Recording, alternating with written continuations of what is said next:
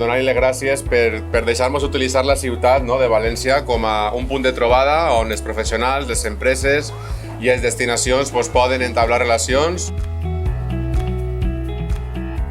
A més, avui és el dia 8 de març, el Dia de la Dona, un dia important, un dia que també s'ha de fer referència al paper que juga també la dona en el turisme. El sector del turisme és dels que més ha patit, si no el que més, amb més virulència, però també és el que més esperança va a donar-li a aquest futur, un futur que té que vindre marcat per les relacions que hem de tindre els turistes amb la societat, amb la gent que viu en el territori i les empreses que heu fet un treball enorme per adaptar-se a les circumstàncies sobrevingudes.